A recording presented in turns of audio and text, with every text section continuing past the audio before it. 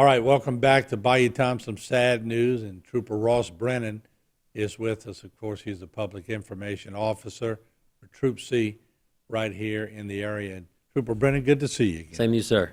Yeah, another tough circumstance. You know, we don't hear, we hear occasionally about bicyclists that are killed. Mostly it's car crashes, but we had another incident that took place, and I want to let you talk about it a little bit. Yeah, so early Saturday morning around 7 o'clock, troopers were called to a vehicle crash involving a bicyclist on Highway 308 near Lasange Road. Out there, kind of by the Assumption Lafourche Parish line, kind of north Lafourche Parish. After arrival in investigation and such, we discovered that 70-year-old Melvin Meade Jr. of Thibodaux, and for whatever reason, he was trying to cross the roadway from a parking lot, and he failed to yield to a northbound Chevy Malibu that was traveling into his path and ultimately was struck. Mr. Meade did suffer from fatal injuries and died at the scene. The driver of the Malibu was properly restrained, had no injuries. And as with all fatal crashes, we're still waiting for a standard toxicology to come from Mr. Meade. But the driver of the Malibu, they determined that they were not impaired, and they also provided a voluntary breath sample that backed that up that had no alcohol detected.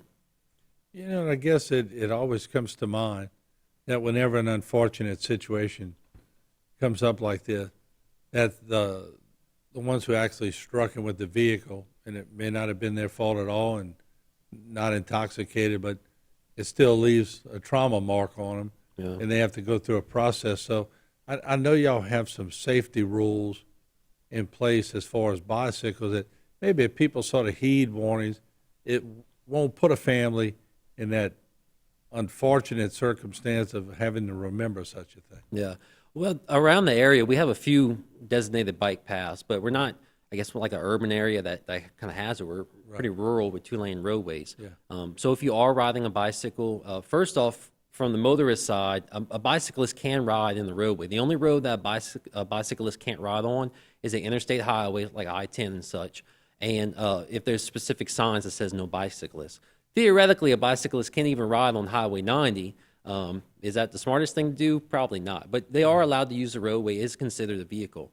But if you are a cyclist, there's a couple of things that you should make sure that you're following within the law. You have to be traveling within the direction of traffic. So I see a lot of times bicyclists, and I understand what they're trying to do. They want to see the cars approaching them. Right. But according to the law, you have to ride with the direction of traffic. You also have to have proper lights, like a headlamp and a tail lamp, if it's low light conditions. That way the other motorists can see. I know sometimes they have those reflectors, but those are only so good on the bicycle, especially kind of dawn and dusk and at night. Another good idea, if you are a cyclist, make sure that you're wearing bright colored clothing. Again, it just goes with that visibility side of it, whether that's reflective clothing, maybe even getting a traffic vest, putting that on, or some type of high visibility clothing item. It just kind of gives the other motorists on the roadway, they can kind of see you a little bit before they come up on you. And of course, if you can, wear a helmet. That way, if you do fall over, try to protect your brain and your skull a little bit. You know, and I'm sure there's a lot of things you could put on a bike. You know, when I used to have the English races back in the day, you could have lights in the back. I would suggest if somebody's driving on a highway, like you say, I wouldn't be against putting a rear view mirror of some sort so you can see. Yeah, I've seen, you can go to the Walmart or whatever. I've seen, like you said, mirrors that you can put on the bicycle itself. But then I've seen some, like the professional cyclists actually have like a little mirror that attaches to their helmet on the side. That way they can see. Yeah. So maybe little different things like that. And just be mindful of what you're doing. Like we said, you're allowed to ride on the roadway, but just maybe think about what's the safest thing to do. If there's a sidewalk that's available, maybe ride on the sidewalk. If there's not one, then you're kind of limited. But just try to think about what's the best case in this scenario I'm in. Do y'all see a lot of bike accidents every year? Every now we do have we've I think this year we've investigated a few already. It just kind of seems like the cyclist was kind of at the wrong place at the wrong time. But they do happen, not as much as other parts of the state. But at least this crash alone, I mean, this is our 23rd fatal crash that we've investigated in 26 deaths. So anytime you lose somebody, it's tragic, and I feel for the families and such. And then we're about to go into the holiday season as well. So just talking about numbers, statistics, we are lowered fatal crashes than what we were last year.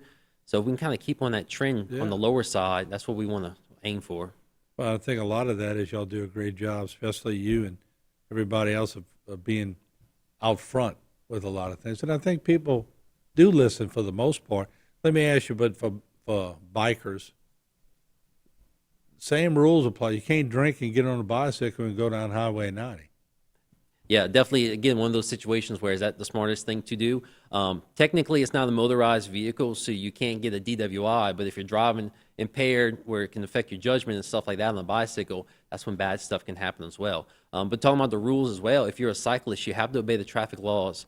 Like, so if you're coming up to a red light or a stop sign, you just can't keep going if you got a red signal or a stop. Mm-hmm. You have to also follow those traffic laws as well as a motor or car does have. Yeah, because if they're drinking and they do something that's out of the normal, go through a red light, cause somebody else to get hurt, then you're talking about lawyers and everything else. So your life changes. Yeah, that's anything, whether on the bicycle or driving the vehicle, just do the smart thing. Make sure that you're paying attention. That way, if you see a hazard, make sure that you are not impaired behind the wheel, whether that's alcohol or medication or illicit drugs. I mean, just making those smart choices like that can prevent, potential tragedy from occurring. Well, y'all do a great job, and I know y'all don't always get the credit y'all deserve, but keep up the great work. And you, of course, you're always transparent. We appreciate you coming by. Thank you, sir. Enjoy. Right. Trooper Ross Brennan, always here at HTV or by phone or by hurricane or whatever. We appreciate him being here. We'll take a short break. We'll be back with a lot more. Don't go away.